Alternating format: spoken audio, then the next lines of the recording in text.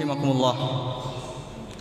Dari paparan dan penjelasan khutbah pertama tadi dapat diketahui bahwa hakikat perayaan Maulid Nabi sallallahu alaihi wasallam bukan berasal dari Nabi Muhammad sallallahu alaihi wasallam, bukan berasal dari Khulafair Rasyidin, bukan berasal dari para sahabat lainnya, bukan berasal dari tabi'in, bukan berasal dari tabi'ut tabi'in, dan juga bukan berasal dari para imam madhab yang empat. Kiai Haji Muhammad Hashim Asy'ari, pendiri NU sekaligus pendiri Pondok Pesantren Tebu Ireng, mengingkari dengan keras adanya perayaan Maulid Nabi. Kiai Hashim Asy'ari, Kiai Haji Hashim Asy'ari, pendiri NU, pendiri Pondok Pesantren Tebu Ireng, mengingkari keras adanya perayaan Maulid Nabi. Kita sebagai orang Indonesia tidak tahu selama ini, dibohongi, disembunyikan kebenaran ini agar umat Islam merayakan. Ini pernyataan Kiai Haji Hashim Asy'ari. Kenapa kalau kita berpedoman pada Kiai Hashim Asy'ari, pendapat kita mengikuti pendapat Kiai Haji Hashim Asy'ari, kenapa kita mengikuti perayaan Maulid Nabi? Kenapa tidak mengikuti langsung Kiai Haji Hashim Asy'ari? Mestinya kita mengikuti apa yang diwacangkan oleh Kiai Haji Hashim Asy'ari. Kalau memang kita mengikuti pendapat beliau, Kiai Haji Hashim Asy'ari melarang keras Kiai Haji Asy'ari. Di mana beliau melarangnya? Di dalam kitabnya, bisa dilihat nanti di dalam kitabnya, dalam At-Tanbihat Al-Wajibat Liman Yasna Maulid Bil Munkarat. Ini pendapat Kiai Haji Hashim Asy'ari. Ma'asyiral muslimin rahimakumullah, jika sudah tahu hakikat yang sebenarnya, awal mula adanya perayaan Maulid Nabi sallallahu. Assalamualaikum warahmatullahi wabarakatuh. Bismillah, alhamdulillah, wassalatu wassalamu ala rasulillah wa ala alihi wa sahbihi wa mawalah amma ba'dah. Teman-teman sekalian, bahagia kita bisa ketemu lewat channel dakwah ini. Mudah-mudahan nikmat iman, Islam serta kesehatan selalu diberikan Allah kepada kita sekalian. Teman-teman sekalian, mohon maaf apabila suara kurang jelas karena pada saat ini di luar terjadi hujan ini ya. Nah, seperti video yang kita rilis di awal bahwa saat ini kita ingin memenuhi permintaan beberapa teman dan masyarakat untuk meluruskan satu video, potongan video yang sangat viral ya. Kalau tidak salah ini adalah potongan dari satu khutbah seseorang Wahabi di satu masjid, di mana isinya ini mengupas secara panjang lebar tentang tidak ada dasarnya peringatan Maulidin Nabi Shallallahu Alaihi Wasallam yang dilaksanakan muslimin di dunia, di Indonesia, utamanya Nahdliyin. Nah, sesungguhnya konten-konten seperti ini sudah ratusan ya, sudah lama sekali, dan ini sudah kita luruskan tiap saat ada, dan teman-teman dari pegiat Basu Masail, dari kiai-kiai ini sudah sering kita sampaikan, kita luruskan pendapat-pendapat yang seperti ini. Nah, apa urgennya ini kemudian kita tanggapi? Nah, urgennya adalah bahwa khotib ini juga membawa-bawa nama Mbah Hashim Asy'ari. Nah, ini yang harus kita luruskan. Betul bahwa dia di video yang lain setelah minta maaf sesungguhnya, tapi minta maafnya itu kan minta maaf tidak akan berjanji tidak akan khutbah lagi di masjid di mana dia mengundang. Permintaan maaf kedua, dia tidak akan mengulangi lagi konten khutbahnya meresahkan masyarakat, meresahkan Nahdliyin. Tapi yang poin yang paling penting ini dia belum meluruskan, juga belum minta maaf. Yakni fitnah beliau bahwa Mbah Hashim Asy'ari ini melarang atau mengingkari peringatan Maulidin Nabi seperti yang disampaikan. Ini dia belum minta maaf. Nah, dan belum meluruskan. Nah, oleh sebab itu saat ini kita coba ingin menyampaikan apa sih sesungguhnya yang ada di dalam kitab yang disitir oleh si khotib ini. Pertama yang perlu kita sampaikan bahwa apa yang disitir kitabnya itu namanya betul. Jadi ada karya Mbah Hashim Asy'ari itu salah satunya adalah Tambihatul Wajibat liman yasnaul maulida bil munkarat. Jadi saya juga punya kitabnya. Ini namanya kitab kumpulan besar, namanya Irsyadus Sari. Ini adalah kumpulan karya-karya Mbah Hasyim Asy'ari. Jadi mustamilatun kutuban syatta li Syekh Muhammad Hasyim Asy'ari. Jumlah kitabnya 17. Jadi ada Adabul Alim wal Muta'alim, kemudian Risalah Ahlussunnah wal Jamaah, dan termasuk kitab yang disampaikan oleh si khatib ini. Nah, sesungguhnya teman-teman sekalian, kalau kita melihat judul kitabnya saja, ini sesungguhnya dengan sangat mudah ya kita akan menyimpulkan bahwa Mbah Hasyim Asy'ari itu tidak melarang peringatan Maulidin Nabi. Karena tambihatul wajibat, peringatan-peringatan yang harus, yang wajib dipegang bagi orang yang merayakan peringatan Maulidin Nabi yang disertai dengan mungkarot-mungkarot. Lah coba frasa bahasa seperti ini kan masa mau disimpulkan Mbah Hasyim Asy'ari melarang Maulidin Nabi? Tapi tentu bukan. Yang beliau ingatkan adalah peringatan Maulidin Nabi yang disertai atau dicampur dengan hal-hal yang mungkarot. Dan ini memang kewajiban kita semua untuk meluruskan atau untuk mengingatkan masyarakat jangan sampai amalan-amalan yang sunnah, yang wajib ini dicampur dengan mungkarot. Karena tidak hanya Maulidin Nabi saja. Jadi dalam fikih kita semua amalan, semua amal ibadah, baik sunnah, wajib, itu kalau dicampur dengan mungkarot makanya menjadi haram.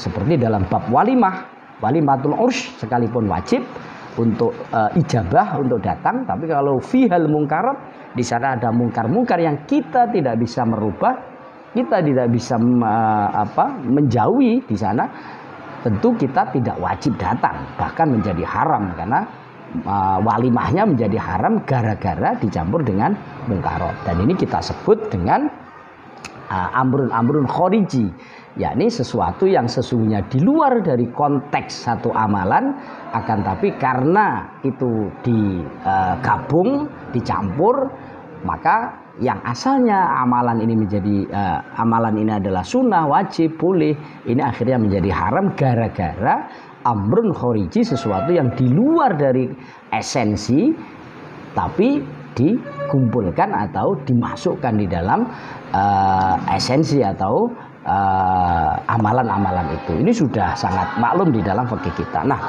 namun demikian agar supaya teman-teman sekalian ini bisa ikut menyimak dan memahami apa yang disampaikan oleh khatib ini, betulkah bahwa Mbah Hasyim Asy'ari itu melarang mengingkari peringatan Maulidin Nabi? Karena khatib ini juga dengan entengnya itu katanya ada yang disembunyikan oleh Nahdlatul Ulama. Ini apabila dibuka katanya, wah ini akan menjadi menjadi kelihatan bahwa selama ini ada yang ditutup-tutupi. Nah, gitu. Ya, yang dimaksud adalah tentang kitab ini, kitab tentang katanya bahwa Mbah Hasyim Asy'ari itu melarang mengingkari peringatan Maulidin Nabi. Lah ini kan fitnah yang luar biasa. Ya coba kita buktikan saja. Jadi kitab ini saya mulai dari pembukaan itu dikarang oleh beliau itu asbabul wurudnya. Jadi asal muasalnya begitu. Kalau kita meminjam istilah hadis kan asbabul wurud itu ya. Ini bahwa pada tahun 1936, jadi 10 tahun setelah NU berdiri 1926. Nah, 1936. Jadi 10 tahun setelah NU berdiri. Nah, ini memang beliau resah karena peringatan-peringatan Maulidin Nabi itu tidak murni. Jadi masyarakat, santri itu dalam memperingati Maulidin Nabi dicampur-campur dengan mungkarot ya. Jadi bisa disimak di layar. Nah, qad ra'aitu fi lailatil isnin al-khamisi wal 20 min syahri Rabiul Awal min syuhuri sanatil khamisati wal khamsina ba'dal alfi wa thalathi mi'ati minal hijrah unasan min talabatil ilmi fi ba'dil ma'ahidid diniyah ya'malunal istima'a bismil maulid wa ahdaru lidzalika alatil malahi tsumma qara'u yasiran minal Qur'an wal akhbaril waridati fi mabda'i amri Nabi sallallahu alaihi wasallam wa ma waqa'a fi maulidihi minal ayati wa ma ba'dahu min siyarihil mubarakat. Jadi suatu saat tepatnya di tahun 1355 Hijriah. Kalau Masainya 1936. Di malam hari Senin, karena Rasulullah dilahirkan hari Senin, tanggal 25 Rabiul Awal atau bulan Maulud. Lah ini pada saat itu Mbah Hasyim Asy'ari melihat banyak masyarakat dan sebagian santri di pondok pesantren itu di dalam memperingati Maulidin Nabi itu mengundang orkes. Jadi mengundang alatil malahi. Di samping sesungguhnya di sana juga ada pembacaan ayat Al-Quran, kemudian beberapa hadis Rasulullah yang berkaitan dengan sejarah Rasulullah mulai lahir sampai perjuangannya ini juga dibaca. Nah, namun demikian, summa syara'u fil munkarati mithlu tadharub wa tadafu'il musamma indahum bil pencaan wa buksuni wa dharbi dufufi kullu dzalika bihuduri niswatin ajnabiyatin qaribatin minhum musyrifatin alaihim wal musiki wasatrik walaibi bima yushbihul kimar wajtima'i rijal ma'anisa mukhtalitatin wa musyrifatin warroksi wal istighraqi fil lahwi wadhahki wartifa'il aswat wasyahi fil masjidi wa hawalaihi. Tapi yang membuat beliau prihatin terhadap perayaan atau peringatan Maulidin Nabi itu, masyarakat dan santri ini mencampur dengan kegiatan-kegiatan mungkarat, misu tadharub, jadi kerusuhan, pukul-pukulan, pencak ya, jadi pukul-pukulan, tinju, kemudian mukul terbang, dorfidufuf, yang sesungguhnya mubah. Lah pelaksanaannya nih lebih mungkarnya itu antara laki-laki dan perempuan itu campur ya. Jadi tidak ada bedanya peringatan Maulidin Nabi dengan orang menyaksikan konser musik. Nah ini yang beliau prihatin. Padahal ikhtilat antara laki-laki dan perempuan tidak dibedakan, tidak dipisah. Ini tentu menjadi haram karena terjadi ikhtilat antara laki-laki dan perempuan. Jadi wal musiki, jadi ada pertunjukan pagelaran musiknya. Satrik itu seperti drama sandiwara. Kemudian ada judi, kemudian ada pacaran laki-laki dan perempuan, roksi joget. Kemudian ada istighraq fil lahwi gitu ya, mungkin minum-minuman keras, tertawa terbahak-bahak, mengeraskan suara, menjerit-jerit. Padahal ini kadang dilakukan di masjid atau sekitarnya. Inilah keprihatinan beliau terhadap pelaksanaan Maulidin Nabi pada saat itu yang beliau sendiri ini tahu. Nah, apa kemudian yang dilakukan beliau? Fanahituhum wa angkartuhum antil kal munkarat fatafarraqu wang sorofu. Karena beliau prihatin melihat mungkar-mungkar itu, ya tentu sebagai man ra'a minkum mungkaron, beliau kemudian mengingkari dan mencegah pelaksanaan peringatan itu. Jadi beliau marah betul. Tapi coba ibarat yang disampaikan antil kal mungkar. Jadi yang beliau ingkari, beliau larang itu bukan peringatan Maulidin Nabinya, tapi antil kal mungkarat. Beliau ingkar terhadap, beliau tidak setuju, beliau menolak terhadap mungkaratnya. Apa kemudian yang terjadi? Fatafarroku wang sorofu, ya bubar. Karena wibawa beliau ya, ini, peringatan di satu tempat yang disebutkan beliau ini bubar. Fatafarroku wang sorofu, bubar semua. Nah, walamma kanal amru kana wasaftu wa khasyitu an tasriya hadhil fi'latul muhziyatu ila amkinatin katsiratin wa yazidul awamu min ahliha anwa'an minal ma'asi wa rubbama tu'addi bihim ila ayyamruku min dinil Islam wa dhatu hadhihi tambihat. Lah ketika beliau menyaksikan peringatan Maulidin Nabi seperti yang beliau sampaikan di awal, dan beliau sangat khawatir hal ini akan menjalar ke tempat-tempat yang lain dan ini akan menjadi satu media maksiat yang lain bagi orang awam. Kemudian ini bisa saja menjadikan keislaman seseorang ini akan hilang agama Islam akan dikotori dengan hal-hal yang mungkar seperti ini, maka kemudian beliau ini mengarang kitab Tambihatul Wajibat liman yasnaul maulida bil munkarat ini. Tujuan beliau adalah nushan lidin, mengharapkan kebaikan untuk agama Islam, wa irsyadan lil muslimin, memberi petunjuk kepada orang-orang muslim bahwa peringatan Maulid Nabi itu sunnah, tapi jangan sampai dikotori dengan hal-hal yang mungkar. Ini beliau. Nah, tentu tambihat ini ada beberapa, memang tambeh itu sampai 8 atau berapa itu ya. Itu di dalam kitab ini. Nah, tambeh-tambeh ini sesungguhnya isinya adalah mendasari tentang ketidaksetujuan beliau apabila Maulidin Nabi itu dicampur dengan mungkar. Jadi ada pendapat dari Ibnu Hajar Al-Haytami, Syekh Yusuf bin Ismail An-Nabhani, dan lain sebagainya. Jadi Ahmad Ibnu Hajar dan seterusnya. Itu beliau sampaikan sebagai dasar dari tindakan beliau untuk mengingatkan itu. Nah, saya tidak akan membaca keseluruhan, saya akan baca tambah yang awal. Yukhadu min kalamil ulama il-ati dzikruhu andal maulid alladhi yastahibbuhul a'immatu huwa ijtima'un nas wa qira'atu ma yatayassara minal Qur'an wa riwayatil akhbaril waridati fi mabda'i amri Nabi sallallahu alaihi wasallam wa ma waqa'a fi hamlihi wa maulidihi minal irhasati wa ma ba'dahu min siyarihil mubarakat summa yudha'u lahum ta'amun yakulunahu wa yamsharifuna wa insadu ala dzalika dzarbad dufuf ma'a mura'atil adab fala ba'sa bidzalik. Ini dasar pertama. Jadi beliau bukannya tidak tahu bahwa peringatan Maulidin Nabi itu sangat-sangat dianjurkan oleh a'immah al-arba'ah, sangat dianjurkan. Karena di sana itu ada mahabbah, unsur mahabbah kepada Rasulullah. Di sana dengan cara membaca Al-Quran, di sana dengan cara membaca tarikh Nabi.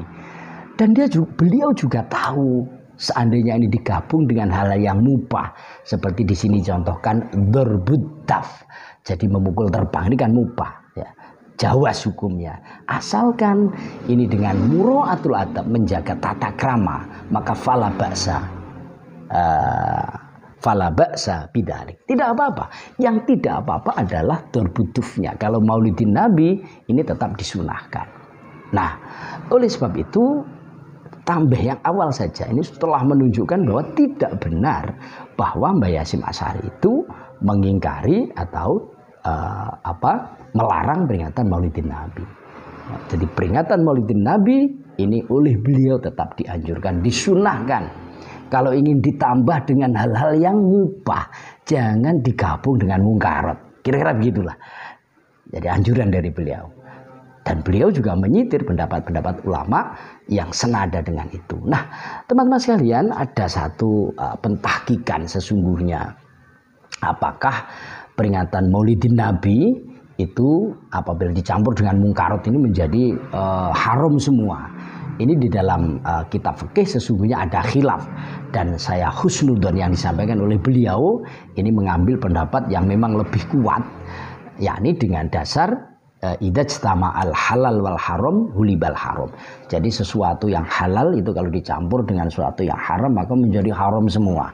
Maulidin Nabi ini halal, mungkarat ini haram, kalau dicampur menjadi haram semua. Tapi di dalam kajian fikih kita ada pendapat lain itu yang mengatakan bahwa kegiatan itu kalau halal kemudian dicampur dengan haram, maka yang halal tetap halal, yang haram tetap haram. Yang halal kalau itu memang berpahala tetap berpahala, yang haram kalau itu memang mendapat dosa tetap mendapatkan dosa. Itu pendapat kedua, karena yang dipakai kaidah adalah al halal la yuhallilul haram wal haram la yuharrimul halal. Jadi sesuatu yang halal ini tidak bisa mengharamkan, tidak bisa menghalalkan sesuatu yang haram. Maulidin Nabi halal, tidak bisa menghalalkan perbuatan-perbuatan mungkarat, pacaran, judi yang dilakukan bersamaan dengan Maulidin Nabi. Tidak bisa, tetap haram. Tapi yang haram pun tidak bisa mengharamkan yang halal. Jadi di dalam peringatan Maulidin Nabi yang campur dengan hal yang mungkar seperti judi, tawuran, musikan, ini tetap tidak bisa mengharamkan yang halal, yakni Maulidin Nabinya. Jadi kullun ala hukmihi. Jadi wa fi kullin hukmuhu, masing-masing hukumnya sama. Ini pendapat yang kedua. Namun demikian kita anjurkan, sekalipun ada pendapat demikian, sebisa mungkin peringatan Maulidin Nabi harus steril dari hal-hal yang mungkar seperti yang dianjurkan oleh ulama kita, termasuk Mbah Hasyim Asy'ari. Yang kedua yang harus kita simpulkan bahwa kalau di tahun 1936 suasana seperti itu, coba bandingkan dengan sekarang. Adakah peringatan Maulidin Nabi itu seperti yang digambarkan oleh beliau? Nah, tentu ini sudah tidak ada. Artinya apa?